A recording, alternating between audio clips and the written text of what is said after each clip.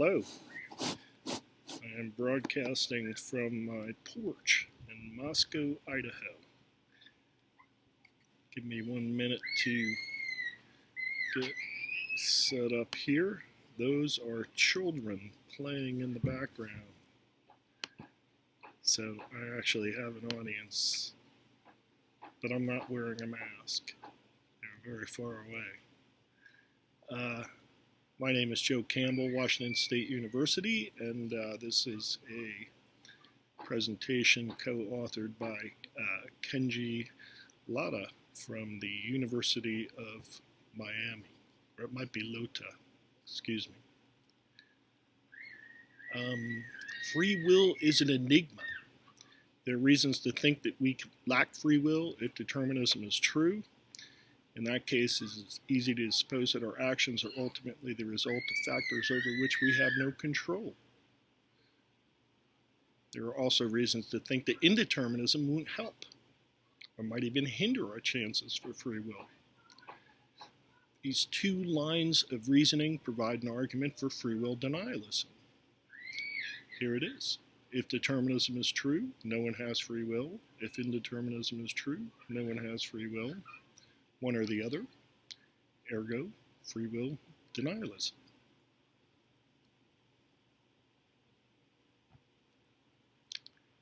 The argument for free will denialism comes in two separable parts, suggesting it is possible to save free will by accepting premise 1, the claim of incompatibilism, and denying premise 2, that indeterminism compromises free will. The libertarian wiggle strategy, adopted by Benjamin Libet and others, can accept that Libet experiments and other findings cast doubt on free will, since indeterminism remains a viable option.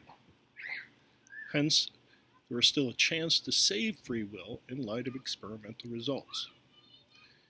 The strategy rests on the assumption that arguments for premise 1 are stronger than arguments for premise 2. We show that in one important family of cases, Peter van Inwagen's 1983 consequence and mind arguments, the arguments are neatly tied together. We then extend this result to show that wiggle strategies won't work in response to denialist worries from Libet experiments. So here is an outline. We plan to describe the consequence argument and mind argument, show that if one argument is sound, then so is the other, provide a determinism independent argument for free will denialism, extend the results to considerations about Libet experiments, and explain and respond to the wiggle strategy. We have a variety of definitions. Most of them are fairly common. We only use the term free willism here to define the other terms as just the thesis that some persons have free will. So we get free will denialism, compatibilism, incompatibilism, libertarianism, meaning what they usually mean. And determinism proposes that there is at any instant exactly one physically possible future. We'll talk a little bit more about that in a minute. The classical view of free will claims that free will requires the ability to do otherwise, and most presentations of the consequence argument and the mind argument adopt the classical view. So here's an informal version of the consequence argument. If determinism is true, then our acts are the consequences of the laws of nature and events in the remote past, but it is not up to us what went on before we were born, and neither is it up to us what the laws of nature are. Therefore, the consequences of these things, including our present acts, are not up to us.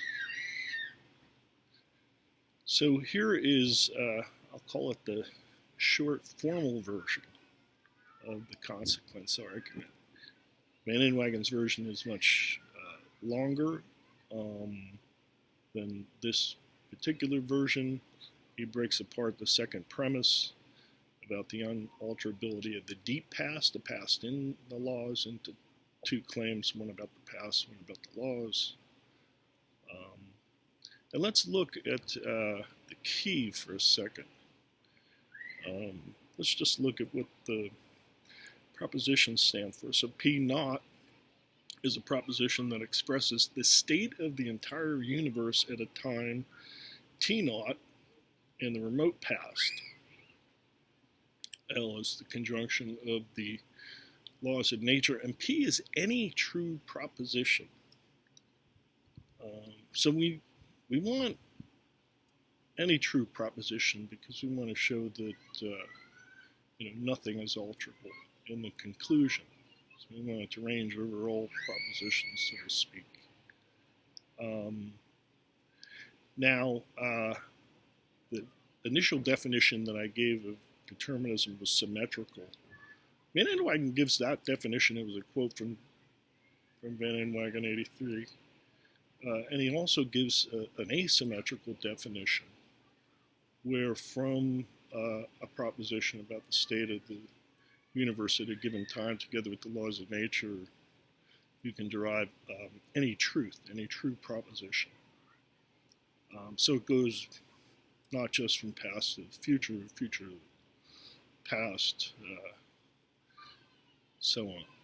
So, and that just simplifies the argument. So I'm, in general, just sticking with Van Inwagen's strategies.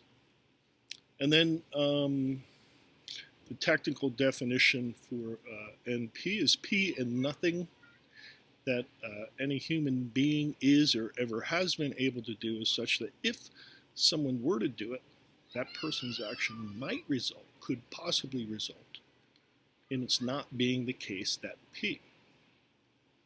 Okay, so in the argument we have two derivation rules, and there it is. Pretty simple version. Again, Van Inwagen's original is much more complicated.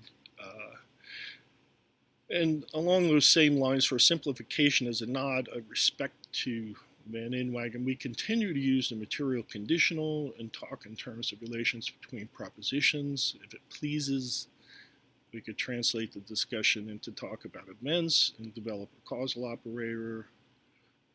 I've done that before. Below, we consider propositions of the form E occurs, where E is an event. So try to look through the symbols, I think, get the point. So here is an even shorter version that we're promoting, because of course we want a determinism independent argument, so we got to get rid of the assumption of determinism, and we're going to try to directly support premise 3 by what we call something like the unalterability of law-like relations. So let's reflect for a minute on premise 3. So here's one motivation. This is the general motivation that we're giving. It's kind of a complex argument, but it's not too complicated. So let's start by asking, what would it mean to deny premise 3? Right, so premise 3 is, we're saying, motivated by the unalterability of the law-like relations between past events and future events, or between all events, given the laws. And again, we're just using the consequence argument, so we can assume determinism if it makes it easier for you at the moment. Go ahead and do that. But to deny 3, one would have to believe that law-like connections were up to us, that they were not objective and mind-independent.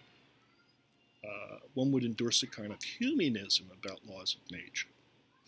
But then premise 2 is compromised.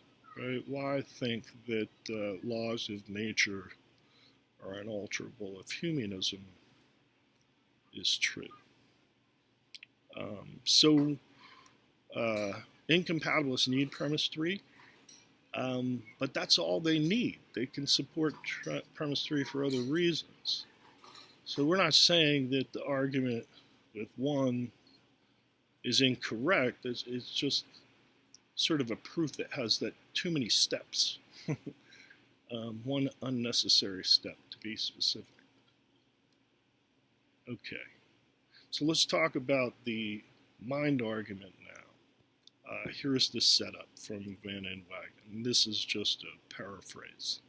Consider the hardened thief who is in the act of robbing a poor box.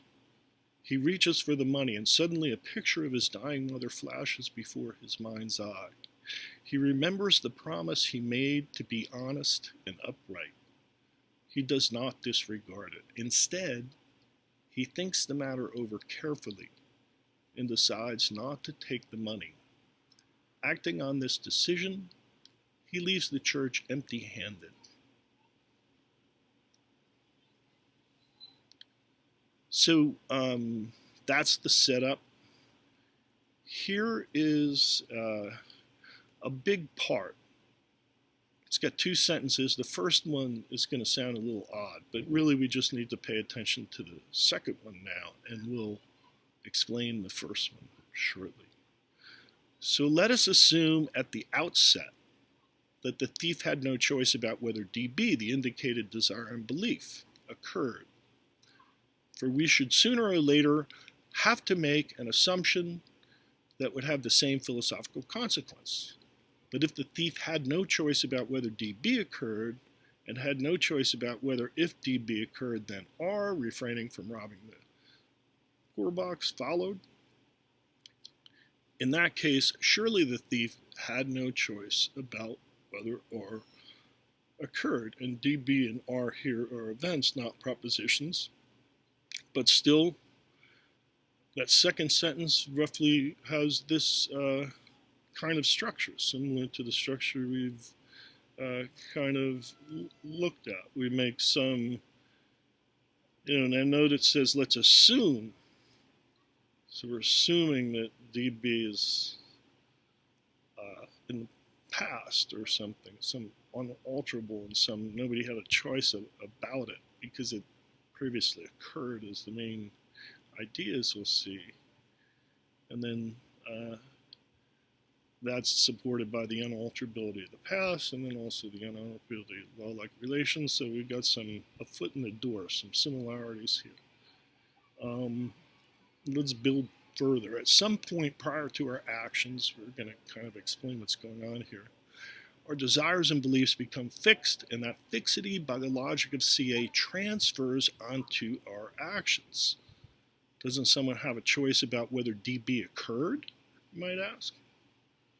One could have a choice about DB only if one had a choice about the earlier state of affairs from which DB followed, in which case proponents of the mind argument will simply raise their worries about this earlier state until we reach an initial state about which the agent in question had no choice. This is from Finch and Warfield. So what matters is whether the agent was able to do something such that had she done it, DB would not have occurred. But like R, there are causes directly prior to DB sufficient for its occurrence, and so on. By degrees, we can walk the causes of DB back as far as we wish, back to a time prior to the agent's birth, even back to the remote past. So admittedly, with determinism, you get to zip all the way back into the remote past. It takes a little longer with indeterminism, but the end result we think is the same. And so we think you get a mind argument that has a similar formal structure to the consequence argument, the same formal structure. In fact, the same argument. Here's the determinism independent English language version of the argument. the deep past is unalterable. It is unalterable that deep past influences the future because of the law-like nature of the universe. Ergo, nothing is alterable. So let's talk a little bit about neuroscience. I'm not going to bore you. You all know more about neuroscience than we do. What's crucial about the Libet experiments is that you get some results that there's neural activity, this readiness potential that occurs prior to a point of conscious intention or urge to perform a particular action. So prior to the time of some kind of conscious choice. And so the readiness potential seems to sort of bypass our consciousness in this. If you generalize in this, where you get fears about free will denialism. And then this argument can be said to have the same structure as the other arguments that we're looking at, only the second premise is supported by some kind of principle of conscious control,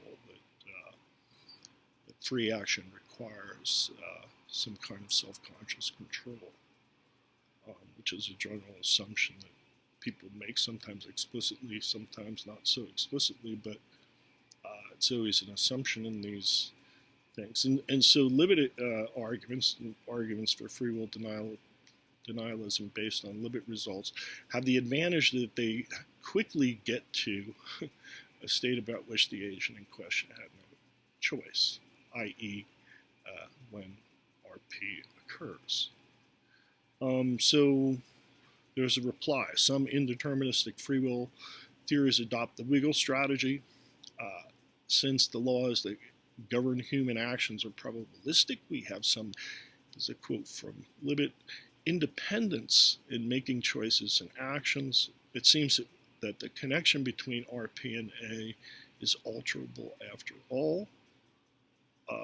Libet believes that non-determinism is possible, where this is the view that conscious will may at times exert effects not in accord with known physical laws. He doesn't believe that non-determinism is true. He just thinks it remains possible given the results of his experiments. Bolliger goes further. He claims that event causal libertarianism supposes free or torn decisions are neural events composed of indeterministic quantum events. So he builds, I'm laughing, but it's really an elegant, wonderful theory. He builds the indeterminism into the free decision. And Bolliger has criticisms of Libet arguments independent of the issues that we're talking about here. Still, I think that criticism applies to his theory, and the criticism is an old one. Dirk Perlman's problem of wild coincidences holds it is too bizarre a scenario to believe if for any substantial span of human history, frequencies of indeterministically free choices should happen to dovetail with determinate physical probabilities. In other words, the odds that human actions decided by free, rational choice would line up exactly with events dictated by independent probabilistic laws is a wild coincidence at best. So here's a final way to look at our conclusion. In a world in which events, this is a quote from Denialist, in a world in which events relevant to the formation of free actions are undetermined, actions are caused by, but not determined by, the prior states of mind, e.g. desires and beliefs of agents. But in such an indeterministic world, no one has a choice about whether one's state of mind will have a particular result or not. Similarly, one's state of mind, being an ultimate result of earlier events over which one has no choice, is also not something one has a choice about. Thus, since one has no choice about anything that is relevant to the bringing about of one's actions, one has no choice about those actions themselves. This is a slightly different argument, makes a similar point though. So the wiggle strategy suggests a kind of causal efficacy on the part of the agent. So Libet explicitly says conscious will may at times exert effects. Bolliger says the indeterminacy of his theory is relevant to the appropriate non-randomness in the sense that it generates the non-randomness, or procures it, or enhances it, or increases it.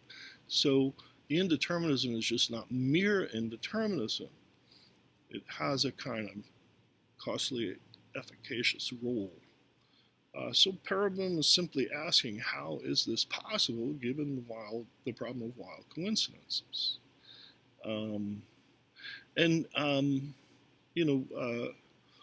Just to conclude with a final point with discussing the mind argument, Nelson writes also, DB is the only thing causally relevant to the occurrence of R. So more broadly speaking, once we note the relevant laws of nature and the past events, e.g. DB and its causes, or RP, we exhaust our resources for explaining action. Thank you. Here are our references. And I will close up, and I want to thank you all for this opportunity. I look forward to getting questions from you.